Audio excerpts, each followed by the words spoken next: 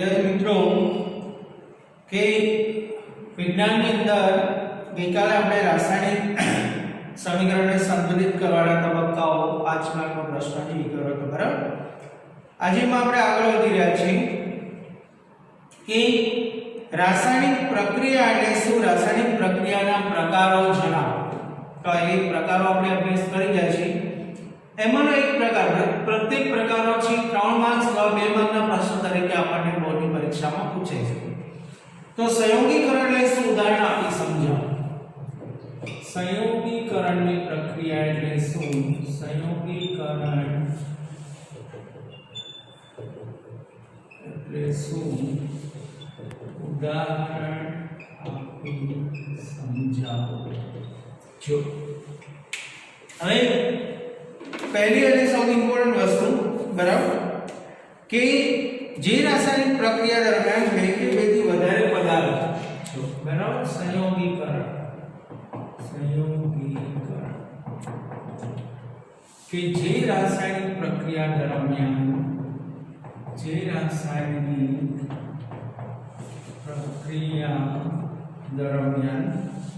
બે કે બેથી વધારે પદાર્થ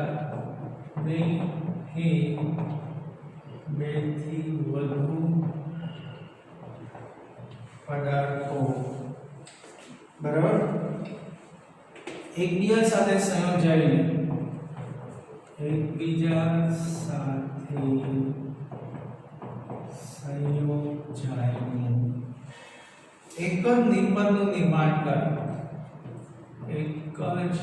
નિપજનું નિર્માણ કરે, તે રાસાયણિક પ્રક્રિયાને સંયોગીકરણ કહે છે। હવે સૌથી પહેલા આની વ્યાખ્યા આપણે આગળ પણ એકવાર સમજીલા છે કે રાસાયણિક પ્રક્રિયા એટલે શું, એના પ્રકારો જણાવો। તો આ રાસાયણિક પ્રક્રિયાની અંદર જે રાસાયણિક પ્રક્રિયા દરમિયાન બે કે બેથી વધારે પદાર્થો એકબીજા સાથે સંયોજાય એક જ નિપજનું નિર્માણ કરે તે રાસાયણિક પ્રક્રિયાને સંયોગીકરણ કહેવાય છે। હવે આપણને આમને ખબર પડે કે સંયોગીકરણ એટલે ભેગું થવું, કોઈ પણ બે અલગ અલગ પદાર્થો ભેગા થઈ અને એક નવા પદાર્થનું નિર્માણ કરે।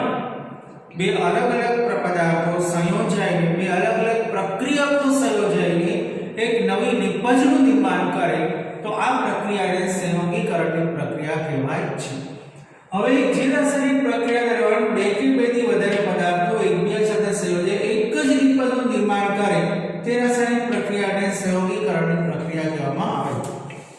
હવે એક્ઝામ્પલ 4 આપણે ઉદાહરણ તરીકે લઈએ તો તમને ખ્યાલ આવશે બરાબર કે કેલ્શિયમ ઓક્સાઇડ અને પાણી સાથે પ્રક્રિયા કરી અને કેલ્શિયમ હાઇડ્રોક્સાઇડ બને છે બરાબર કે કેલ્શિયમ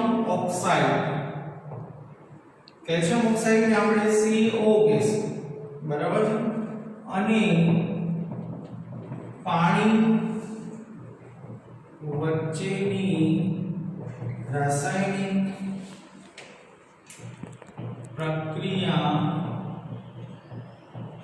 દરમિયાન કેલ્શિયમ હાઇડ્રોક્સાઇડ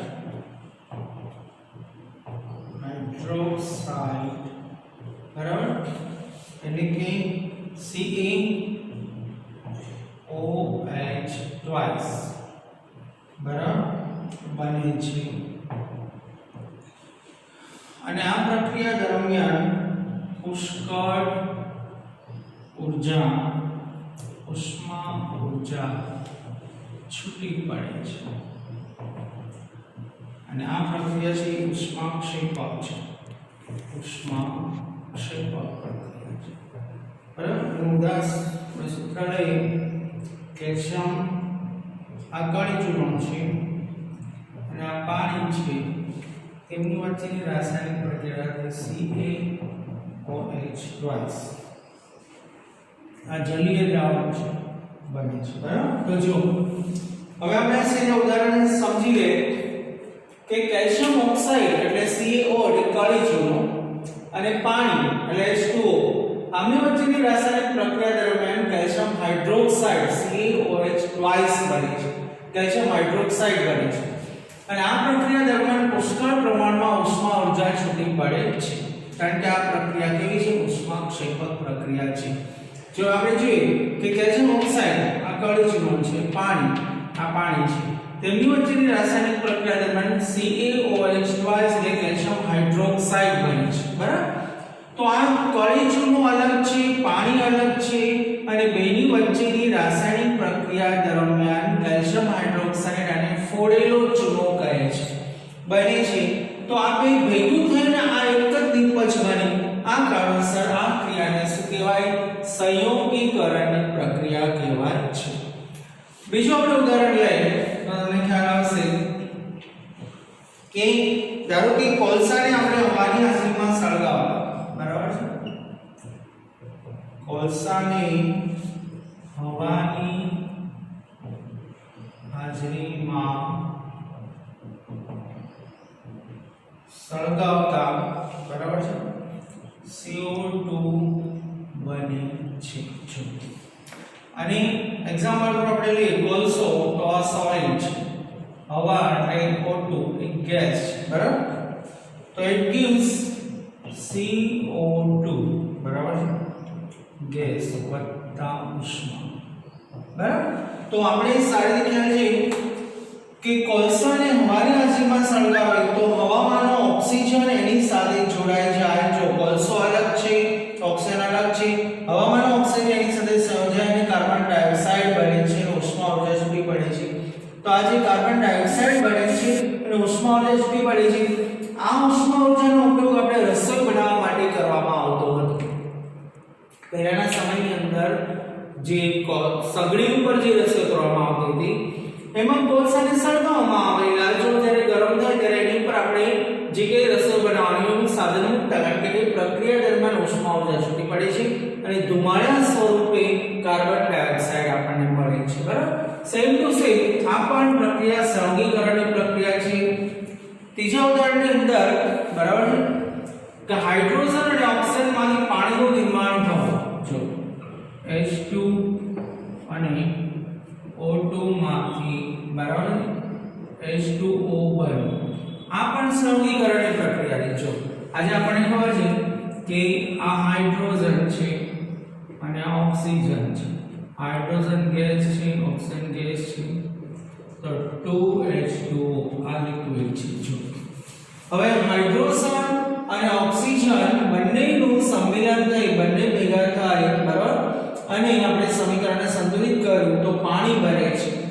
તો હાઇડ્રોજન અને ઓક્સિજન બંને ભેગા થઈને જે પાણી બનવાની જે પ્રક્રિયા છે, આ પ્રક્રિયા પણ કેવા પ્રકારની પ્રક્રિયા છે? સંયોગીકરણની પ્રક્રિયા છે. આ બધા ઉદાહરણની અંદર આપણને આટલો ખ્યાલ આવે કે અહીંયા જો આ પ્રક્રિયકો બે જુદા છે, બે ભેગા થઈ અને નવી નિપજ બને, સંયોગીકરણ થયું. જો અહીંયા કાર્બન અને ઓક્સિજન આ બે ભેગા થઈને કાર્બન ડાયોક્સાઇડ બન્યો, સંયોગીકરણ થયું.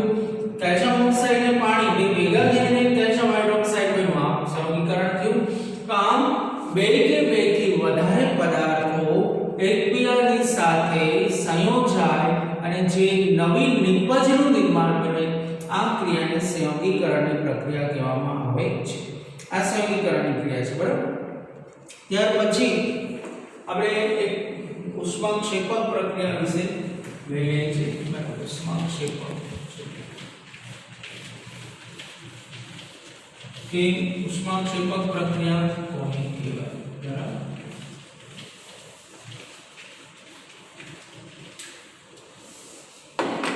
હવે બે માર્ક્સનો પ્રશ્ન છે, બરાબર, કે ઉષ્માક્ષેપક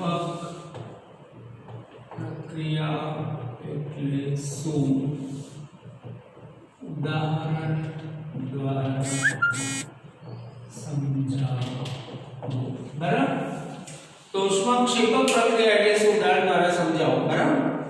તો ઉષ્માક્ષેપક એટલે જે રાસાયણિક પ્રક્રિયા દરમિયાન નિપજોના નિર્માણ સાથે ઉષ્મા ઊર્જા છૂટી પડે. જો કે જે રાસાયણિક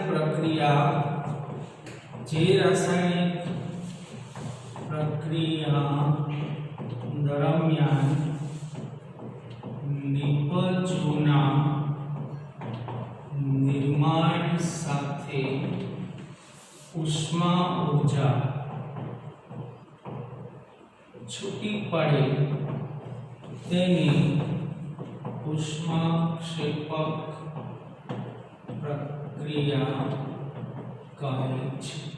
જો આ ઉષ્માક્ષેપક પ્રક્રિયા શું કે જે રાસાયણિક પ્રક્રિયા દરમિયાન નિપજના નિર્માણ સાથે ઉષ્મા ઊર્જા છૂટી પડે છે। જો આની સહગીકરણની પ્રક્રિયાના જે આપણે ત્રણ ઉદાહરણ હમણાં જ શીખ્યા એક મિનિટ પહેલા, તો એ બધી પ્રક્રિયા દરમિયાન ઉષ્મા ઊર્જા છૂટી પડે છે। તો જે પ્રક્રિયકો વચ્ચે રાસાયણિક પ્રક્રિયા થાય અને જ્યારે નિપજ બને ત્યારે જેમાં જે પ્રક્રિયા દરમિયાન ઉષ્મા ઊર્જા છૂટી પડતી હોય તેવી રાસાયણિક પ્રક્રિયાને શું કહેવાય? ઉષ્માક્ષેપક પ્રક્રિયા કહેવાય છે। બરાબર? આ ઉષ્માક્ષેપક પ્રક્રિયાનું આપણે ઉદાહરણ લઈએ કે કુદરતી વાયુનું સળગવું। આ બરાબર, ધારો કે જો આ મિથેન છે, બરાબર, મિથેન ગેસ વત્તા O2 આ ગેસ, તો it gives CO2 gas વત્તા 2H2O વત્તા ઊર્જા।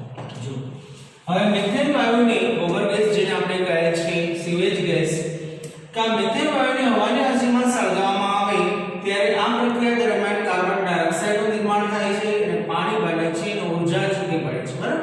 આ ઊર્જા છૂટી પડે છે માટે આ ક્રિયા ઉષ્માક્ષેપક પ્રક્રિયા છે। પછી બરાબર, શ્વસન ક્રિયા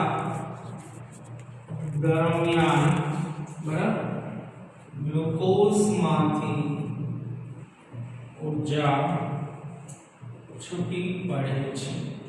જો હવે આ ગ્લુકોઝ છે C6H12O6, આ ગ્લુકોઝ છે, બરાબર, એ ઓક્સિજન શું કરે તો કે ગ્લુકોઝના અણુનું વિઘટન કરે અને એમાંથી આપણને ઊર્જા છૂટી પાડે છે। તો આ ક્રિયામાં તમે જો કે રાસાયણિક પ્રક્રિયા છે, કુદરતી ખાતરનું નિર્માણ, બરાબર, કુદરતી ખાતર બનવાની ક્રિયા, બરાબર, બનવાની ક્રિયા એ પણ ઉષ્માક્ષેપક પ્રક્રિયા છે। તો આપણે ઉદાહરણ લઈએ કે કુદરતી વાયુ છે એને હવાની હાજરીમાં સળગાવવામાં આવે તો કાર્બન ડાયોક્સાઇડ અને પાણી બને છે તો ઊર્જા છૂટી પડે છે, તો ઊર્જા ઉષ્માક્ષેપક પ્રક્રિયા છે। શ્વસન ક્રિયા દરમિયાન જો આપણે ખાધેલું હોય એ જ્યારે પછી ત્યારે એનું રૂપાંતર ગ્લુકોઝમાં થાય। આ ગ્લુકોઝ જે છે, બરાબર, એનો આપણે જ્યારે શ્વસનમાં જે ઓક્સિજન લઈએ તો ઓક્સિજન શું કરે તો કે ગ્લુકોઝના અણુનું વિઘટન કરે અને એમાંથી ઊર્જા આપણને મળે છે, જે ઊર્જાનો આપણે આ ઉપયોગ કરીએ શરીરમાં। તો આ ક્રિયા પણ ઉષ્માક્ષેપક પ્રક્રિયા છે કારણ કે ઉષ્મા ઊર્જા છૂટી પડે છે। અને કુદરતી ખાતર જ્યારે બનાવવામાં આવે ત્યારે એ પ્રક્રિયા દરમિયાન પણ ઊર્જા છૂટી પડે છે, એટલે આ ઉષ્માક્ષેપક પ્રક્રિયા છે।